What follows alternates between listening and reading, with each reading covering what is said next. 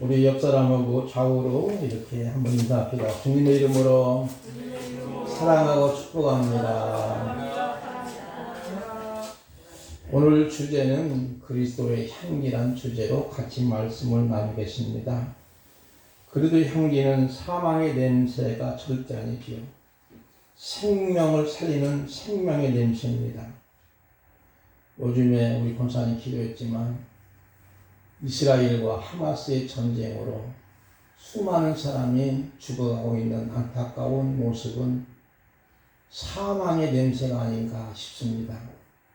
그러나 우리 기독교 정신은 예수님의 향기는 생명으로 생명의 냄새를 풍겨서 그들을 살려내는 일이 우리 기독교요 예수님의 향기인 줄 믿습니다. 고약한 냄새가 나면은 이상하리만큼 썩은 냄새겠지요. 썩은 냄새가 나면은 똥파리가 몰려듭니다.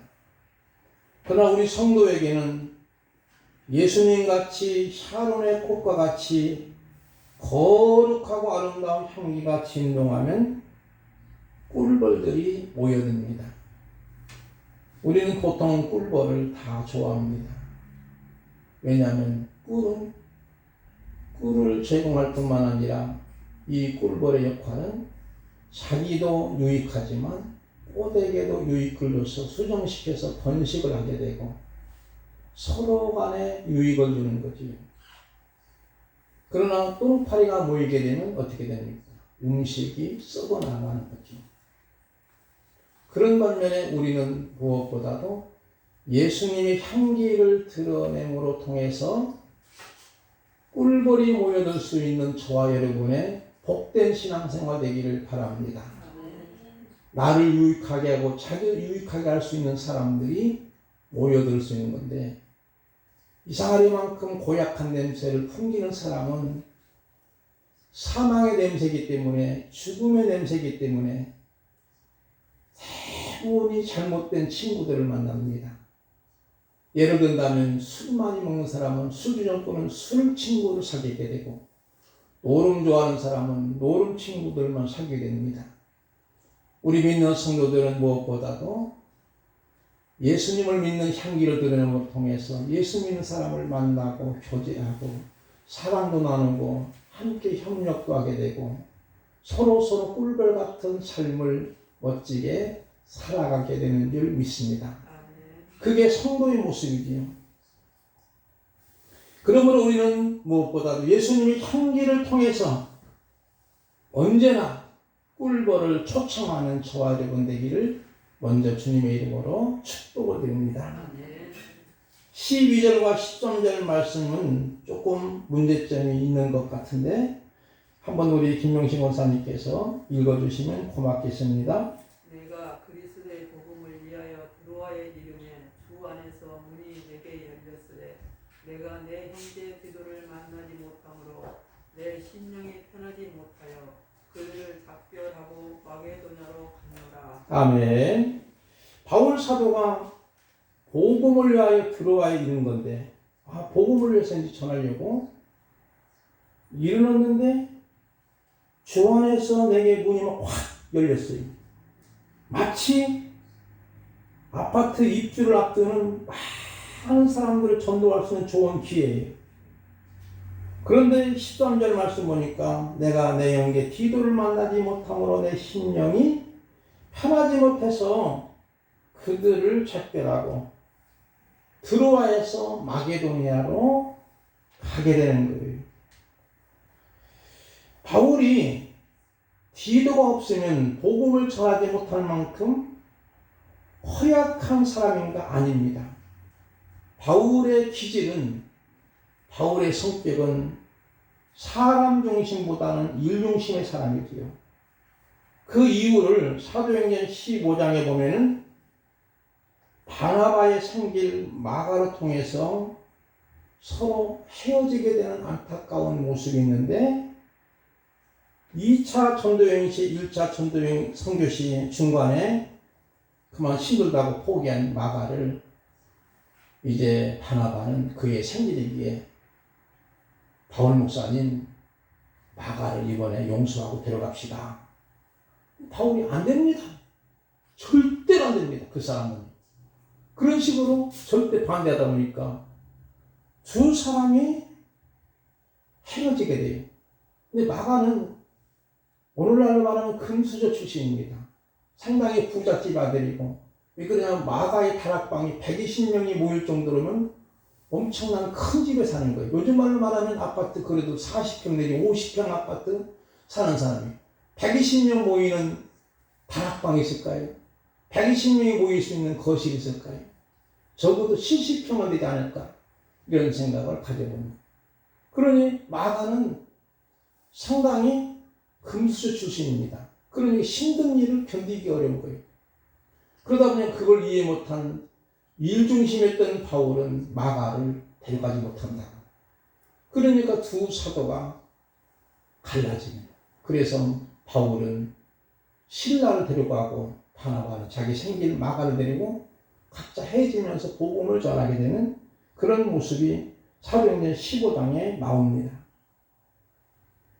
가장 훌륭하다는 이 두 사역자가 마가의 문제로 크게 싸워 해기까지 할 정도로 바울은 사람 중심이었습니다. 그런데 이제는 달라진 거예요. 일 중심에서 사람 중심으로 바꾸려는 거예요. 여기서 복음의 문이 흥분될정으로 열렸습니다. 디도를 만나지 못해서 드로아에 복음 전도하지 못하고 마게도니아로 간 이유는 바울 자신이 변화가 된 것을 의미하지요. 우리가 성경 읽을 때, 연구할 때 연대기로 보는 것이 아니라 언제나 하나님의 이야기, 히스토리로 읽어야만, 참고해야만 이해가 쉽습니다. 이제 일 중심의 바울이 사람 중심으로 변화된 거예요. 그래서 디모데후서 4장 9절 이하에 제가 말씀 굵겠습니다. 너는 어서 속히 내게로 오라. 누가 만나와 함께 있느니라. 내가 올 때 마가를 데리고 오라. 바울 목사님이 마가를 데리고 오라는 거예요. 그가 나의 일에 유익하니라. 전에는 안 된다고 했고, 전에는 너무나도 그가 조금 힘들다고 중간에 탈락됐으니까 사실 마가도 버린 거나 마찬가지인데, 지금은 마가가 자기에게 유익하니 내가 옥중에 있을 때에 마가를 데리고 와라. 디모데 목사에게 너만 오지 말고, 13절 보니까 내가 올 때 내가 드로아의 가보에 집에든 겉옷도 가지고 오고 또 책을 특별히 가죽통에 쓴 것을 가져와. 이건 성경책이죠. 이제 겨울을 지나기 전에 겉옷이 필요하니까 겉옷도 가져오라고 이렇게 편지를 써 디모데에게 보냅니다. 이와 같이 마가를 데리고 오라고 하는 나의 일에 유익하다고 하는 것은 이제는 바울이 그만큼 영적으로 성숙한 모습을 보는 거예요. 우리가 주님을 일할 때 업적과 결과를 자랑하는데 이것은 어떤 면에서 유치한 거지. 물론 필요하겠지만, 그러나 진짜 사역의 열매는 자신의 영적인 변화입니다. 디도를 드로아에서 만나지 못해 마게도냐로 간 바울은 꼭 디도를 만나야 할 이유는 고린도 교회 형편이 알고자 했고, 그만큼 문제가 많았던 고린도 교회 근심 때문이고, 특별히 애경을 의미하지요. 이렇게 일 중심에서 사람 중심의 바울이 이제는 진정 예수 그리스도의 냄새가 나타나는 그 모습에 하나님께 감사하는 것. 자기 자신의 영적인 성숙이 되니까 나도 모르게 내 속에서 예수님의 향기가 드러난다고 하는 감사예요. 그래서 14절 말씀을 이제 인생으로 있는 세 번역으로 우리 전추자 원사님 읽어주실까요? 그러나 그리스도의 개선 행렬에 언제나 우리를 참가시키시고 어디에서나 우리로 그리스도를 알리는 지식의 향기를 풍기게 하시는 하나님께 감사를 드립니다. 예, 똑같이 하나님께 예수님을 알리는 지식의 향기를 풍기는 하나님께 감사한다. 공동번역에는 우리를 그리스도의 개선 행진에 언제나 끼워주시는 하나님께 감사드립니다. 또 우리로 하여금 어디에서나 그리스도를 아는 전식의 향기를 풍기는 하나님께 감사드립니다. 바로 이 모습을 사도 바울은 그동안 일 중심만 살았던 그가 사람 중심으로 변하고 사람을 존중 여기고 그러므로 그의 인격이 성장되고 믿음이 성장되고 영적으로 성장되니까 자신도 모르게 예수님의 향기가 드러나는 걸 하나님께 감사합니다. 왜? 내가 예수님께 속해 있기 때문에. 여기서 중요한 것은 개선 행렬이라는 말이 있습니다. 개선할 때 순서는 대부분이 개선장군이 신발을 타고 제일 앞에 쓰고 두 번째는 승리한 병사들, 세 번째는 포로나 노예들, 그리고 마지막에는 전리품 순서로 진행을 하는데 그때 개선장군의 일행을 위해서 향을 확 피우는 거예요. 환영한 뜻으로.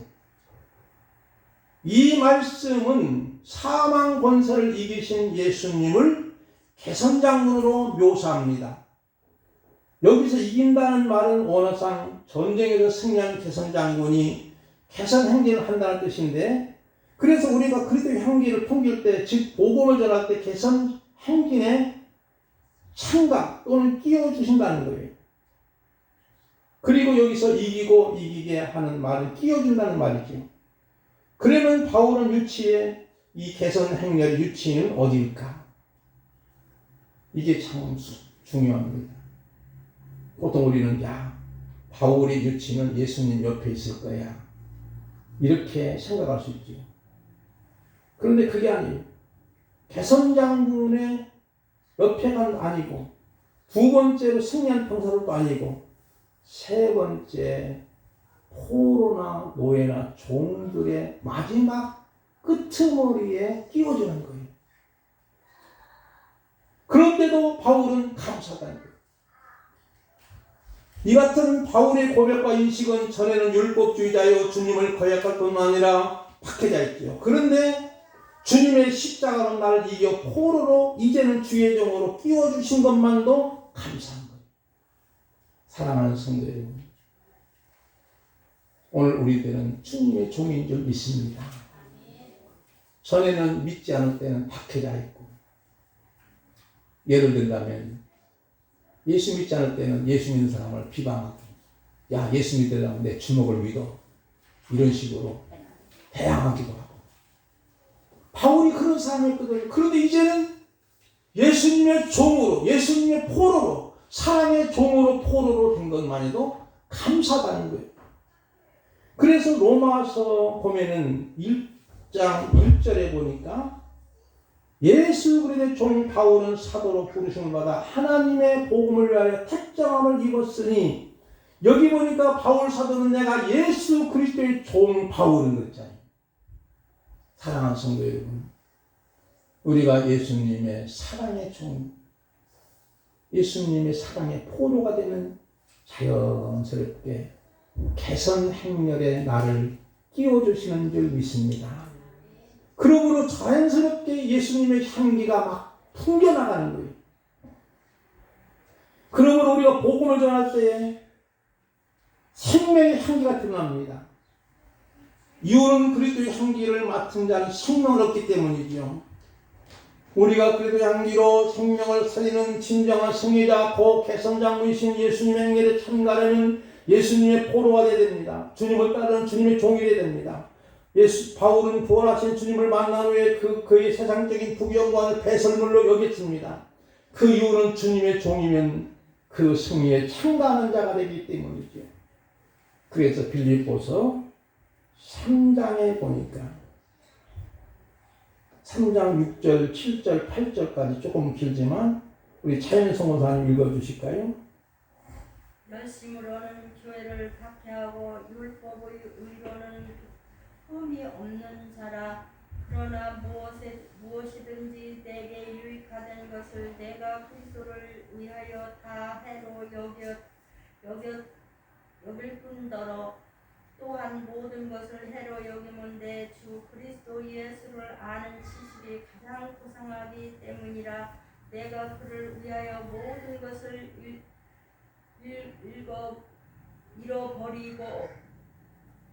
잃어버리고 배설물로 여김은 그리스도를 얻고. 아멘. 감사합니다. 열심으로는 교회를 박했었어요.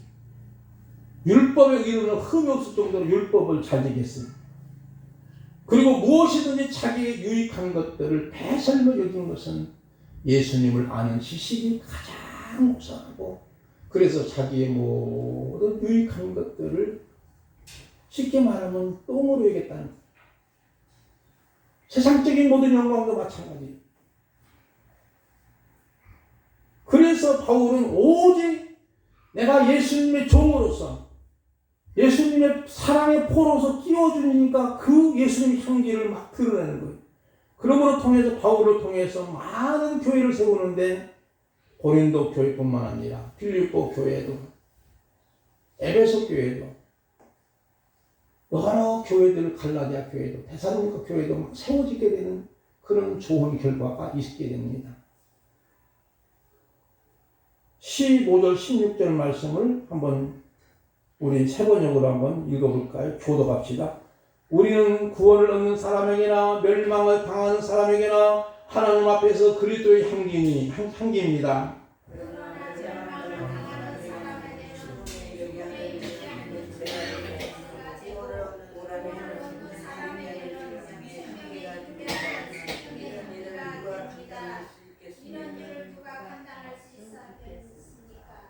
쉽게 말하면 이 말씀은 우리를 구원 얻는 사람에게나 멸망을 당하는 사람에게나 하나님 앞에 무슨 향기? 그리스도의 향기입니다. 그러면서 멸망당한 자에게는 죽음이 이른 죽음의 냄새지고 구원 얻는 우리에게는 생명이 이른 생명의 향기가 되는데 이런 일을 누가 감당하리요? 이렇게 말해요. 누가 감당할 수 있게 싸우나요?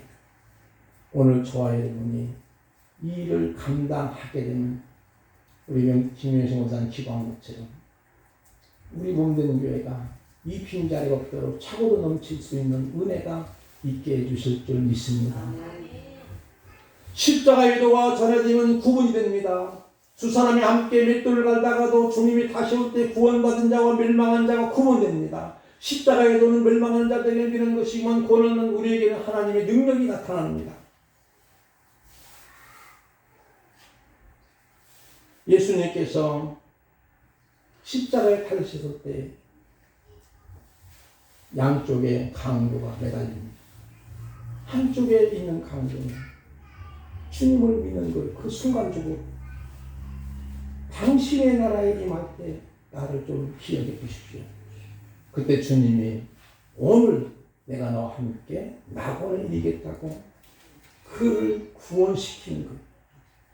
어떤 면에서 십자가의 도는 멸망자들에게는 미련으로 여겨서 멸망의 길로 갔지만 그 순간적으로 믿었던 그 한쪽의 강도가 낙원이 이른 것처럼 십자가의 도에는 구원 얻는 우리에게는 하나님의 능력이 나타나는 줄 믿습니다. 생명의 점사로 통해 생명이 이르는 한 자는 누굴까요? 바로 우리가 너무나 잘 아는 대로 요한복음 10장 10절 말씀을 우리 김학성 목사님 읽어주실까요?